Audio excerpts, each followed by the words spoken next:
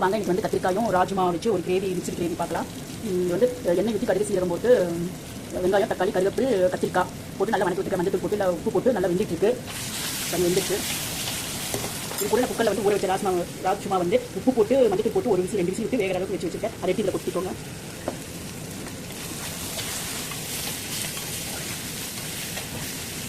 நல்லா கலக்கி விட்டுக்கோங்க. இது தேவையான அளவுக்கு புளி கரைச்சல் வச்சுக்கிறேன். இது முதல்ல ஒரு கொஞ்சம் எசன்ஸில் இறங்கிட்டு உள்ள ஒரு 4 வணக்கங்க ஒரு 2 நிமிஷம் இது வேடி தப்பிட்டு அதுக்குள்ளே நம்ம புளி கரைச்சி வச்சுக்கலாம். அதுக்கப்புறம் நான் வந்து மசாலா வந்து வறுத்து அரைக்கிறதுக்கு வறுத்து வச்சுக்கிறேன். வரமிளகா கொத்தமல்லி விதை வந்து 2 ஸ்பூன் மிளகு சீரகம் சோம்பு கருவேப்பிலை போட்டு எண்ணெய் ஊற்றி வறுத்து வச்சுக்கிறேன். அரைச்சி கடைசியில் ஊற்றிக்கலாம்.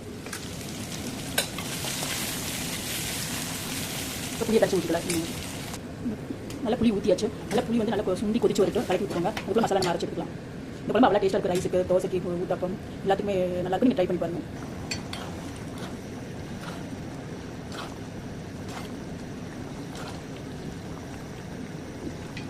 நல்லா வெந்துருச்சுங்க. சுண்டி வந்துருச்சு.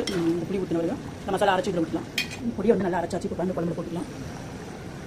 லாஸ்ட்டில் போட்டு ஒரு கொதி விட்டால் போட்டு குழம்பு ரெடி ஆல்ரெடி பொடியில் வறுக்கிறதுனால பச்சை வாசனை போய் வச்சு இது ஒரு மணத்துக்காக வாசனைக்காக கொஞ்சம் தண்ணி வேணாலும் ஆட் பண்ணிக்கோங்க. கெட்டில் வேணுனாலும் கொஞ்சம் தண்ணி ஆட் பண்ணிக்கோங்க.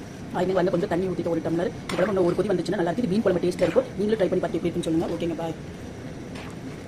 நான் ஒரு கொதி வந்தோடனே மற்ற காமிக்கிறேன். உங்களுக்கு குழம்பு ரெடி ஆயிடுச்சுங்க. கெட்டியாக நல்லா கெட்டியாகிடுச்சு.